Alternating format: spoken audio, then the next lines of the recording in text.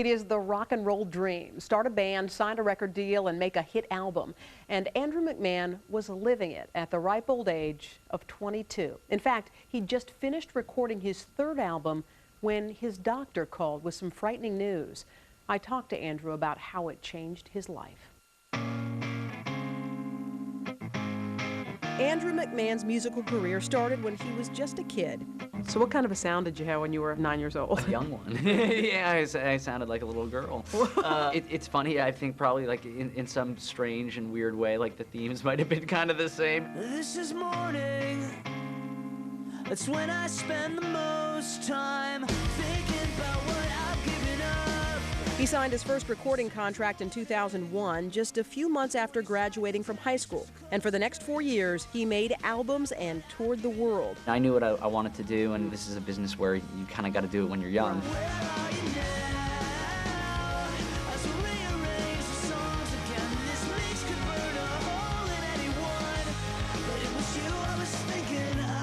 Andrew felt unstoppable.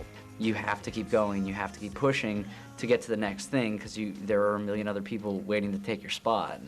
But at the beginning of last year, the normally energetic young man was starting to have trouble keeping up with his rock star lifestyle. He was exhausted and he was starting to lose his voice. I really started noticing things were a little out of whack. Walking from one plane to the next, catching a connecting flight, like I could barely carry my bag. I would cut myself, like I would hurt myself and it wouldn't heal. Andrew went to his doctor, but put his main focus on his new music project called Jack's Mannequin.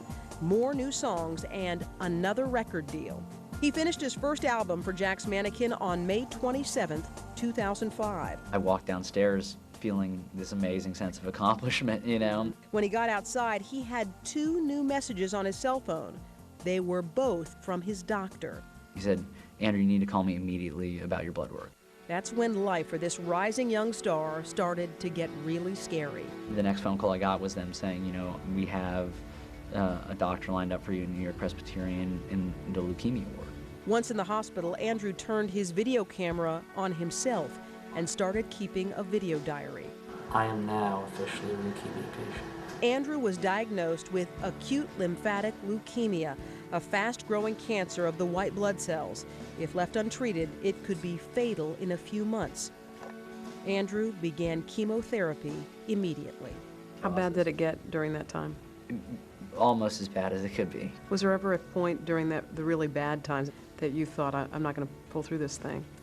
I felt really sick, but spiritually I was like, oh, it's turning around, I feel better.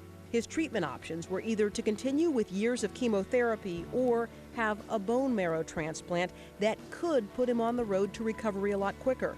The problem was he needed a perfect match. He found precisely that in his sister. What did she give you with that bone marrow transplant? I mean, a shot, a chance not only to be alive, but to get back to what I like to do a lot faster. The thought of me still being in chemotherapy right now and still being sick it horrifies me.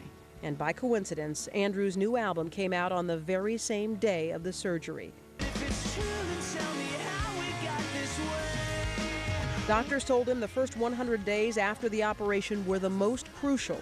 When he reached that turning point, Andrew hit the stage for the first time in 6 months and sang his heart out. This is morning.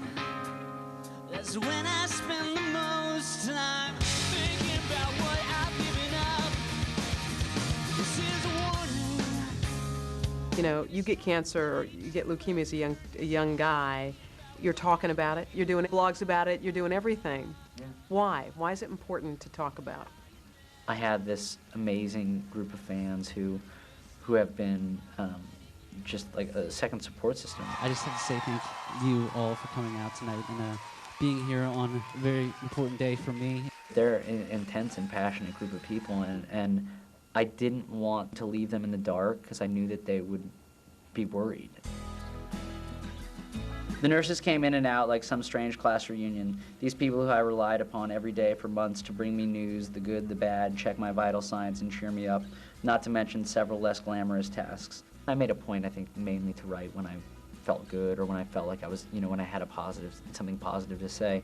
It's easy to love the snow because at the end of every snowstorm, it's as if the world has started over. There is no dirt, no footprints, just layers of seamless, indiscriminate nature connecting everything to everything else. I felt like, it helped me move on to the next thing, and I was hoping that it would help them rest assured that I would come back. Where are you in terms of the leukemia? What's the latest? Well, I mean, it's over in my mind. They'll never call it a cure because they just don't. But after a couple years, they say, if you make it through those 2 years, the chances of it coming back are pretty slim. I learned how much I love music, but there is so much more to a balanced life than always going and always pushing and never stopping where you are and saying, like, this is it, this is great. For a link to Andrew's blog, you can visit us at our website.